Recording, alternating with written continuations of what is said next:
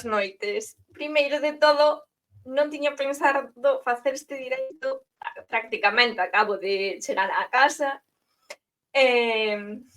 A verdade é que, en serio, non tiña pensado facer o directo, pero metenme na ducha e deume por pensar a rabia que sentín pola mañá cando escoitei certa cousa na radio, e claro, antes de ir para a ducha e tal, mentras estaba comendo algo,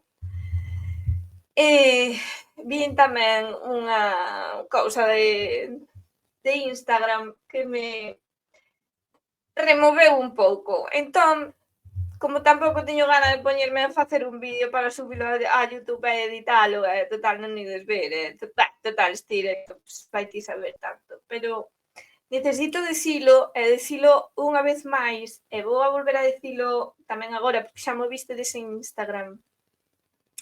Primeiro de todo, seguro que estes días vistedes, porque cada vez que morre un papa ou alguén importante, todo o mundo se pon a falar do embalsamamento.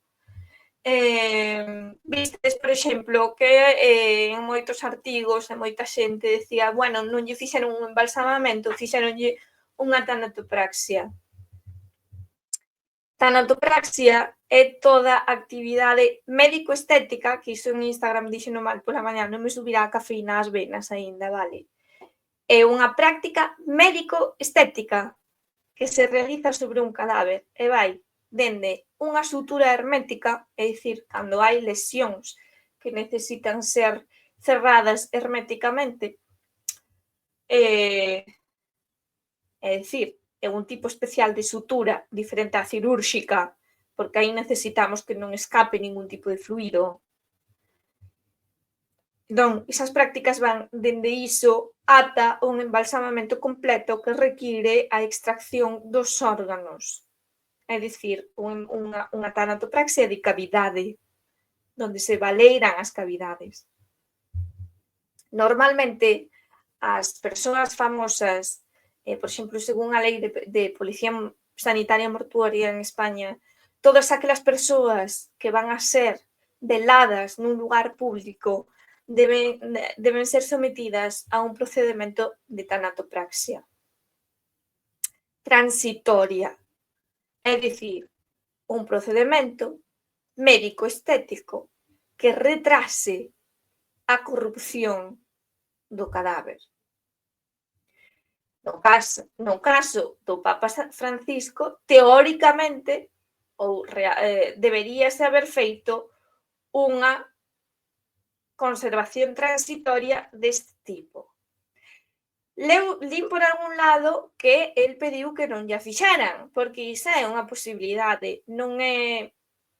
Os papas teñen opción de decir como queren ser velados e tratados despois da morte, non? Entonces, polo que parece, o Papa Francisco non levou moita intervención, porque nas primeiras horas de exposición no velorio podíase ver que había unha lividez no seu rostro, que creo que podería ser eliminada. De feito, houve bastante polémica entre os profesionais do sector, porque non entendían moi ben como era posible que se vira esa marca. Agora mesmo non sei, ando moi desconectada do mundo, vale, pero sí que non me gusta para nada que se este a decir non era un embalsamamento, era só unha tanatopraxia. Tanatopraxia é toda a intervención que se fai dende o lavado ao embalsamamento, é dicir, pasando por todos os estadios intermedios. Certo é que moitas veces falamos así, os profesionais alegremente decimos non, a tanatopraxia, e facemos a distinción, pero non é moi ortodoxo, vale? Os periodistas deberían sabelo e informarse un pouquiño. Claro, ti vas a Google e preguntaslle e o Google mete a pata. Pero se vamos á etimoloxía da palabra xa teriámolo claro, non? Tanatopraxia. Unha práctica que se fai sobre algo morto. Bueno, deixando ao lado esa parte, voume meter con Javier Sierra, porque escoiteino pola mañá que estaba, porque claro, a quen van chamar para explicar todas estas cousas de Vaticano, embalsamación e non sei cuántas cousas? A Javier Sierra, por suposto, que é o maior experto nesas cousas en España, porque non vas chamar a un forense, non vas chamar a un tanatopractor, non vas chamar a un director de servicios funerarios, non vas a chamar a ninguén deses, vas chamar a Javier Sierra, que me parece unha persoa moi profesional, que escribe moi ben, e que intenta documentarse, pero tamén solta cada cousa que digas, meu querido. E unha das cousas que dixo foi precisamente que, bueno, porque o seu libro ambiéntase non sei en que século, que precisamente que, bueno, o típico Leonardo, no, Miguel Anxo, Leonardo da Vinci, todo isto. Veña moi desganada, pero é que me jode moito que xente que se supón que son persoas cultas, leídas, e que se publicitan que son investigadores, que investigan, vale, porque un cando escribe novela histórica pode facer unha labor de documentación moi intensa, vale, ou eso non yo quito. Entonces non digas estas tonterías que dis, porque lo que dixo é que aquí xa sabedes que no século XVI as autopsias e a investigación anatómica como que estaba prohibida, perseguida, e entonces que era moi raro, moi extraordinario que a xente pues, representara órganos e que coñeceran o interior dos órganos do corpo humano. E é que isto revéntame, porque é unha cuestión de pura lógica e non fai falta nin sequera ser historiador, joder. Seres humanos, dende moi antigo, sabían perfectamente como estábamos, como estamos, non estábamos, porque seguimos tendo os mesmos órganos recheos por dentro, permitideme que fale así. Outra cousa é que se soupera exactamente cal era a función de todos os órganos e como era o sistema circulatorio, como era o sistema nervioso, pero hai descripcións aproximadas, algunhas moi erradas, algunhas outras non tanto.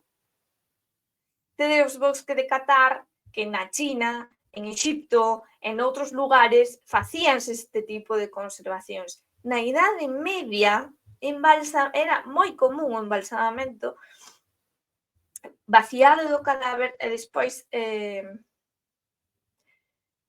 recheo con ervas ás veces, con máis cousas e bálsamos, é dicir, aceites esenciais e preparados que ralentizaban ou evitaban a proliferación de bacterias que son unha das principales causantes da corrupción cadavérica, aparte do bicherillo e de todo eso.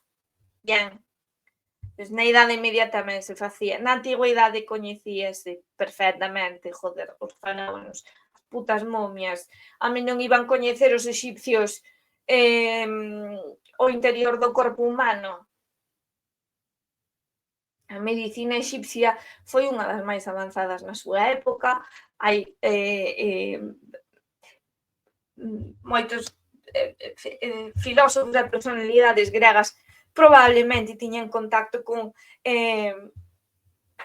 mundo cultural exipcio, hai nos que foron a aprender ali, non se fala de ir estudar cos sacerdotes ou iniciarse nos misterios non só estamos a falar dunha parte relixiosa e mística, senón que estamos a falar tamén dunha técnica real, dun coñecemento científico real. É que a estas alturas do conto que persoas que se digan que son uns grandes coñecedores do misterio, indagadores das liñas históricas que o resto común dos mortais non persegue, digan estas salvaxadas, pois xa, que queredes que vos conte? Pero é que o peor de todo é que, por exemplo, un dos tratados anatómicos máis importantes da Idade Moderna e máis completos e máis detallados foi o de Vesalio. E Vesalio naceu en 1514 e morreu en 1564. E antes de Vesalio houbo outros que estudaron a anatomía humana. Médicos e artistas traballaban xuntos, porque os médicos non todos sabían debuxar, aínda que iso era algo bastante común, o sea, a maioría da xente estudada, tiña certos coñecementos de debuxo, pero non tan desenvolvidos non como algún artista, os artistas que empezaban dende pequenos a traballar aí.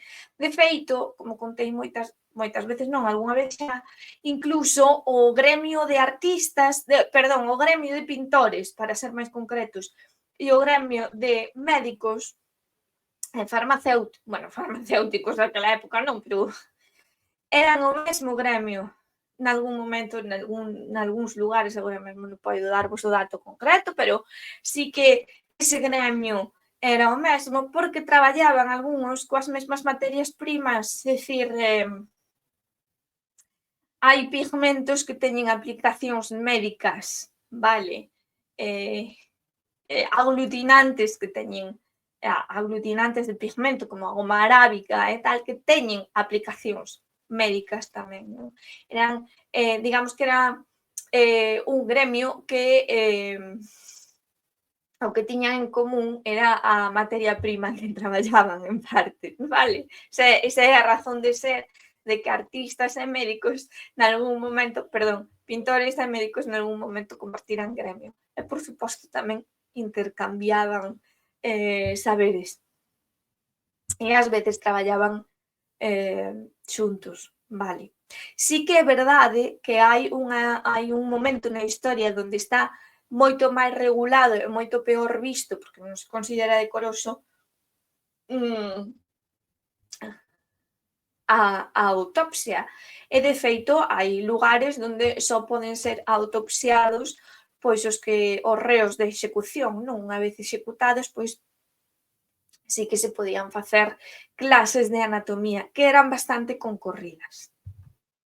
E iso dende ao mellor século XIV ou XV. Agora mesmo non lembro, creo que o primeiro teatro de anatomía que se constrúe en Europa, creo que é o de Boloña, e o de Boloña, se non lembro mal, é do século XIV. Teatro de anatomía son unha especie de anfiteatros que no centro teñen unha mesa e onde se leva a cabo viviseccións, é dicir, autopsias. Teatro de anatomía de Boloña, creo que foi un dos primeiros.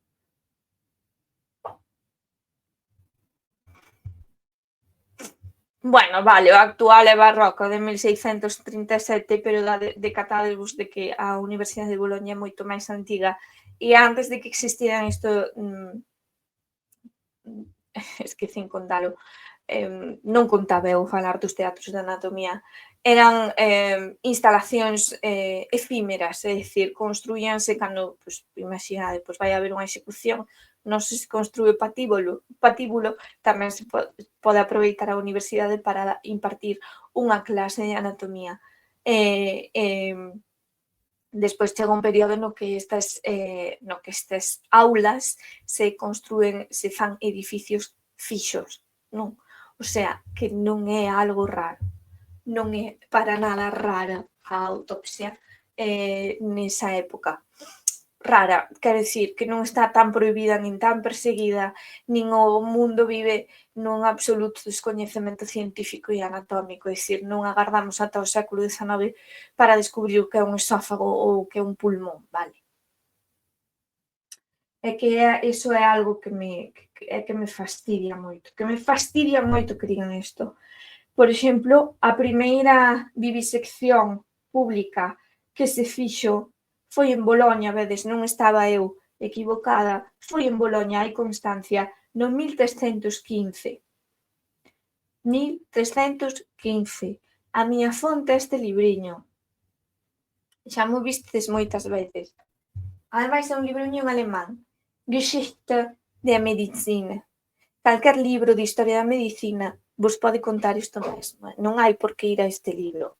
Este é un que teño dende hai moitos anos. Eu agora non tiña ganas de buscar as miñas notas sobre historia do embalsamamento. History of Embalming, que é un libro de 1800 non sei que. Creo que está gratuito na internet. Podes descargalo tamén. Ten algunhas cousiñas que, bueno, a ver, é de 1800. Ben.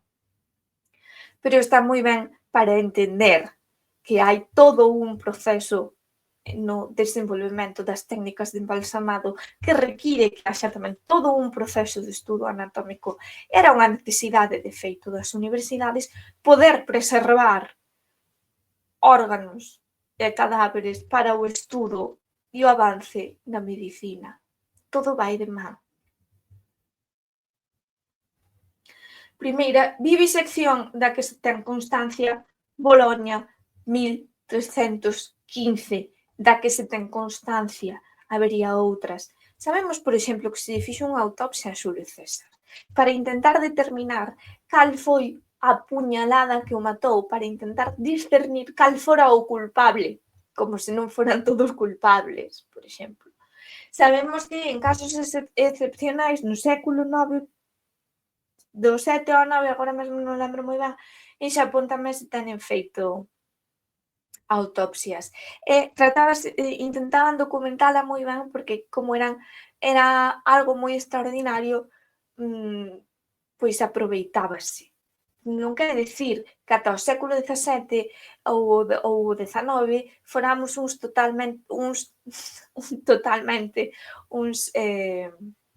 ignorantes. Por exemplo, nas notas de Leonardo da Vinci, por exemplo, hai un útero con un feto dentro. Ese útero con un feto dentro intentando reflexar o que é un embarazo. Sábese que é isto, os veterinarios poden explicar mellor que a min porque eu non sei exactamente, porque non é un útero de muller, senón un útero de vaca. E o feto que está dentro non é un feto, porque vese que é un neno rollizo duns meses. Que pasa? Pois que, evidentemente, Leonardo da Vinci a mellor non tivo oportunidade nunca na súa vida de poder ver como é unha muller preñada por dentro, pero si unha vaca. Así que puxolle un pouco de imaginación e fixo ese debuxo. Ben, non quere dicir que estivera prohibido, quere dicir que ao mellor non houbo oportunidade, obviamente non son casos que se presentaran todos os días á mesa do médico, á mesa do médico, quero dicir, xa me entendes. Sábese, por exemplo, tamén que a pesar no mundo islámico, outra cousa tamén que se dice moitísimo é que había leis moi estrictas contra a vivisección, a autopsia. O problema é que sabemos que médicos como Avicena, a descripción que fai, por exemplo, creo que do sistema auditivo,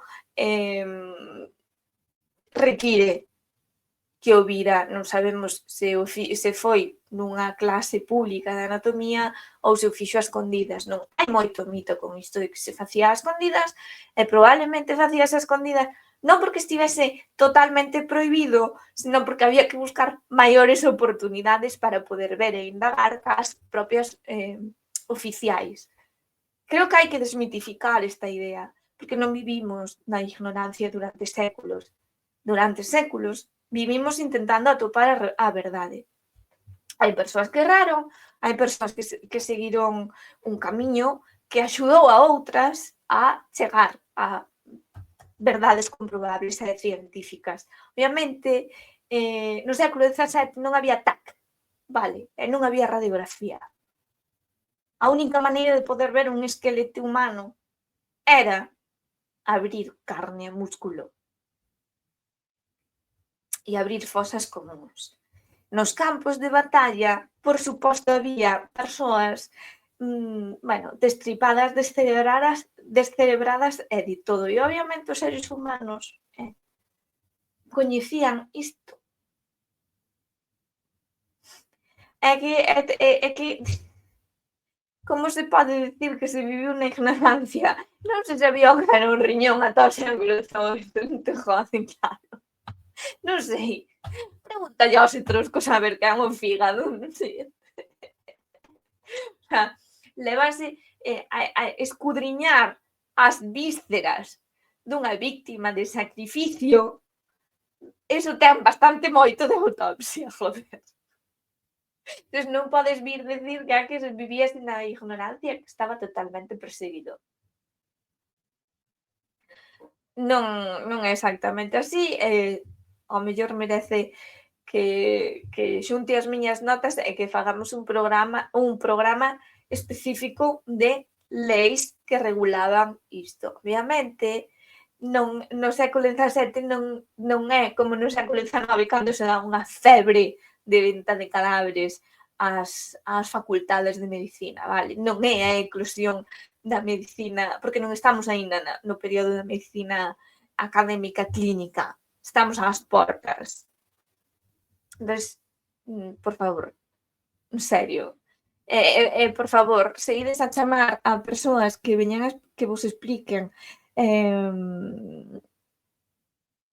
historia do embalsamado, historia da medicina clínica, da forense, do estudo da anatomía e de todo isto, non chamedes a Javier Sierra, vale? Chamade a alguén que saiba, chamade a unha facultade de medicina. Comprade un puto libro de historia da medicina, non unha novela de historia del Vaticano, vale? Por certo, falando de papas, non todos os papas se embalsamaron igual. San Pablo I creo que decidiu non ser embalsamado. E durante o velorio podíase ver día tras día como había unha degradación do aspecto do cadáver. Entonces, a partir de aí, creo que se decidiu que sempre se iba a facer unha pequena intervención, unha mínima intervención. Por qué? Porque a partir dese momento, bueno, pues xa estamos no mundo dos medios de comunicación de masas, vale? Non? E queiras que non, hoxe en día, a sociedade occidental, europea occidental, non está acostumada a ver eses signos de degradación. O sea, sería totalmente escandaloso. Eu creo que non hai moita xente que non o soportaría. Noutros lugares do mundo sí están acostumados a velo. Non te sorprende. Nós. Falando disto, creo que lín por aí que Pío XII explotou durante o velorio. Bueno, logo buscamos. O que vos decía, no século XVI, Andrea Vesalio publica De Humani Corporis Fabrica, 1543. De Humani Corporis Fabrica.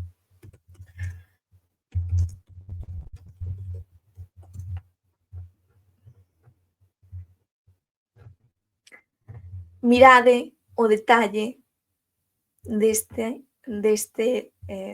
grabado.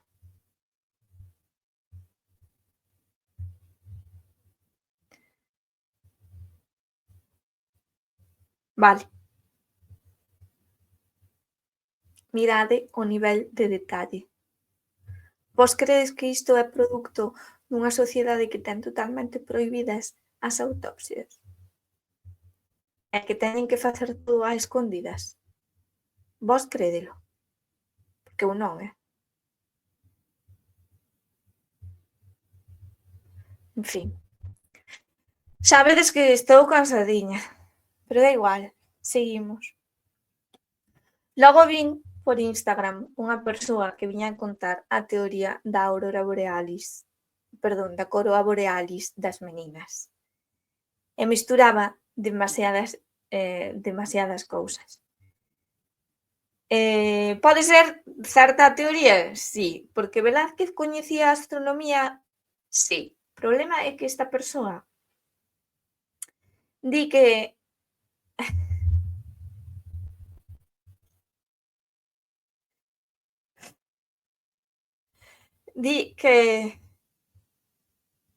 a referencia bueno, non sei se sabedes o que fala. Hai unha teoría de lasaña. De lasaña? Bueno, dun historiador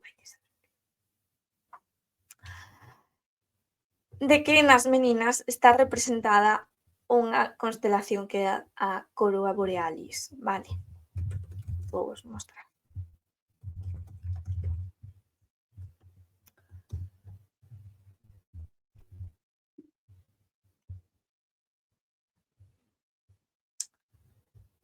xunto con o signo de Capricornio.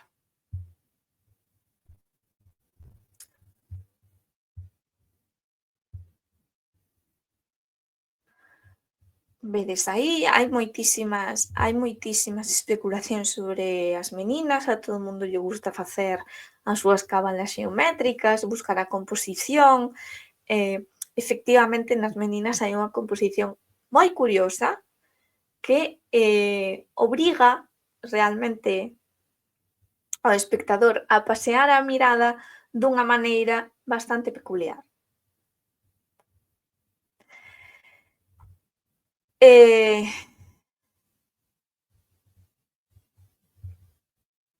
Bueno, non sei, estaba pensando en poñervos unha imaxe que se vira mellor, pero a min váleme este.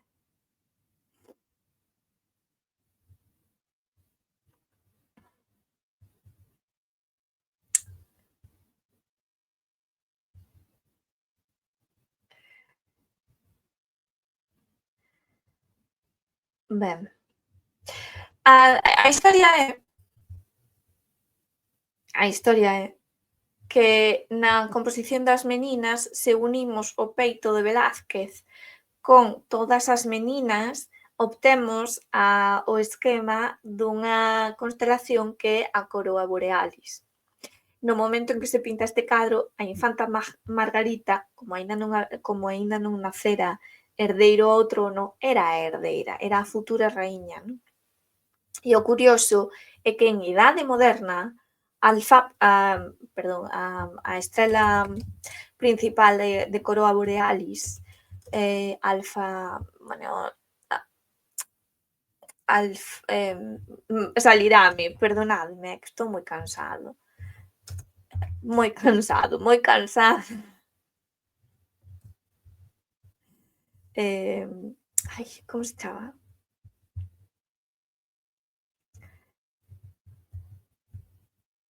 Direívolo.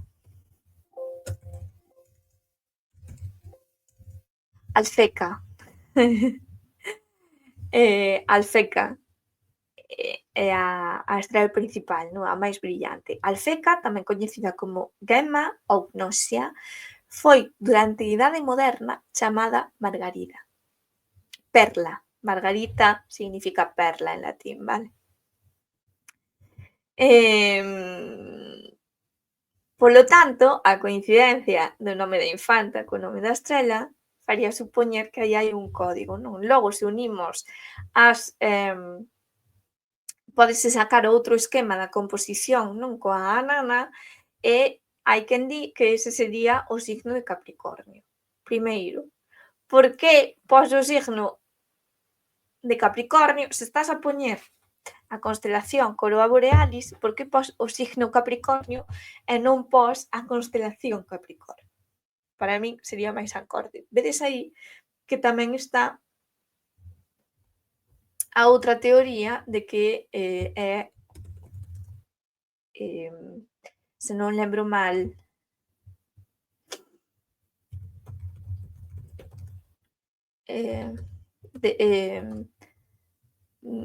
a constelación de Escorpio, non?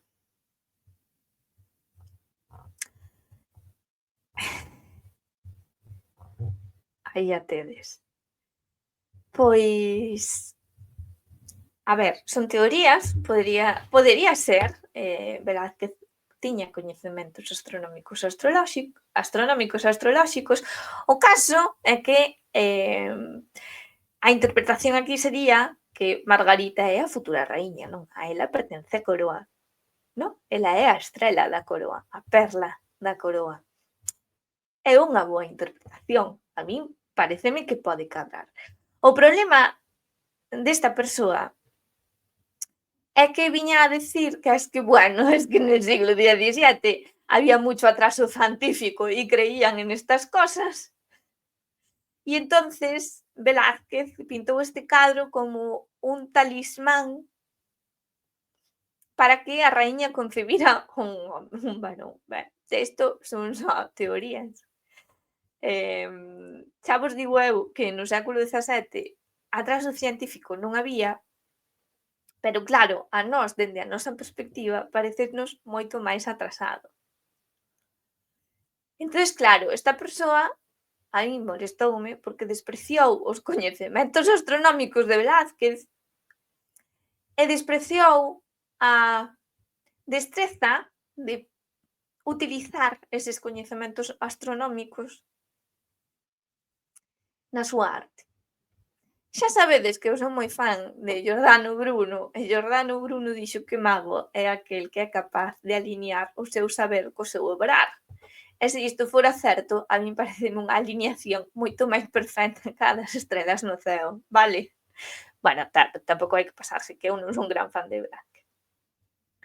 Con lo cual, só quería dicir que a ver se deixamos de desprezar o século XVI, o século XVII, e deixamos de ser tan presentistas. E deixamos de ser tan petardos. Que as persoas de hai 200 anos ou 300 anos tivesen coñecementos de astronomía e, ademais, tivesen un coñecemento simbólico místico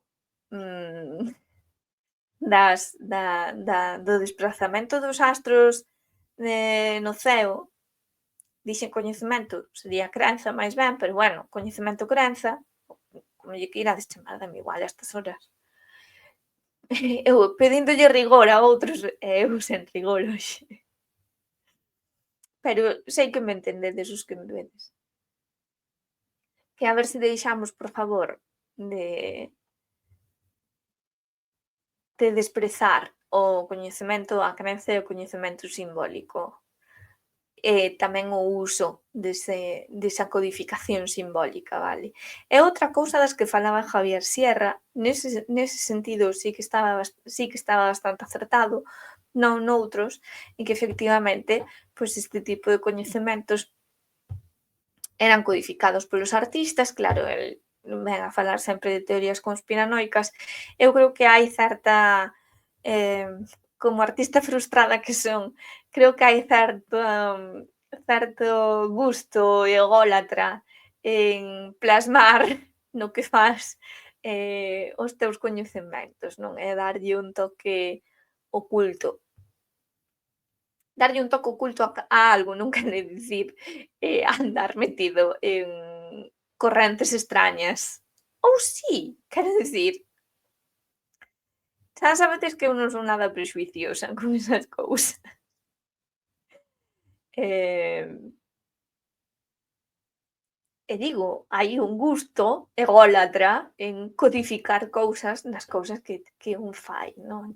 Como eu cando fago as miñas cintas, pois, bueno, tamén teño pois os números e as cores, e vou poñer esta cor porque significa non sei que para min ou o que sexa. Iso facémolo todos. Entón, non sei, pareceume mal esa frase de no século XVII eran uns atrasados cientificamente. Non é así. Hoxe en día, o sea, dentro de 200 ou 300 anos falarán de nós do mesmo xeito que nos falamos das persoas no século XVI e no século XVII. E efectivamente que en idade moderna é cando se dan as persecucións de bruxas, que se dan as persecucións heréticas que hai moitísimas supersticións, é dicir, crenzas non fundamentadas nunha crenza non fundamentada nunha realidade científica. Que pode ser unha realidade espiritual, pero non científica, vale? Entonces, falando de ciencia, é certo que hai moitísimas supersticións, pero non é máis non é máis nin peor cada as persoas que creen que se teñen un cactus ao carón do ordenador, o cactus absorbe a radiación, eles están xa protexidos da radiación electromagnética. Vale.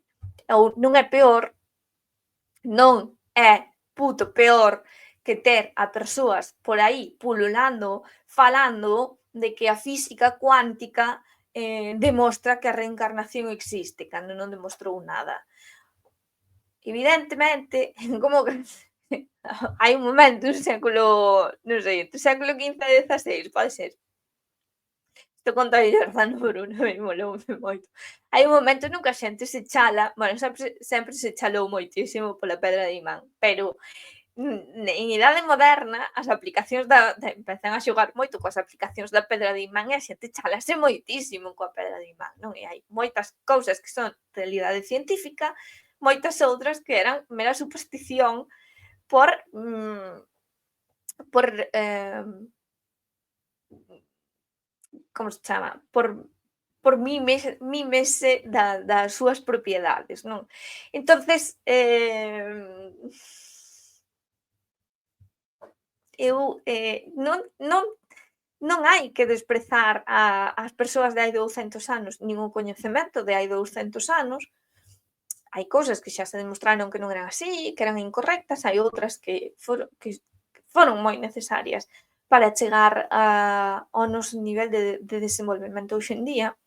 Creo que todos estaremos moi agradecidos, non, de ter unha medicina desenvolvida como a que temos, que probablemente en 300 anos pareza moi rudimentaria, pero agora mesmo, bueno, vainos un pouco bien, non? Aquelo das tasas de mortandade infantil, por exemplo, que descenderan, eu creo que é un gran avance. Por tanto, pois non sei, estoulle a dar xa moitas voltas ao mesmo asunto, só para dicir que sodes todos parvos, todos os que me vedes non, joder.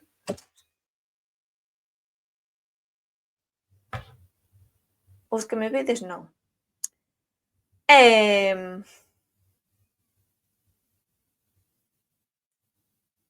bueno, en fin, sen máis.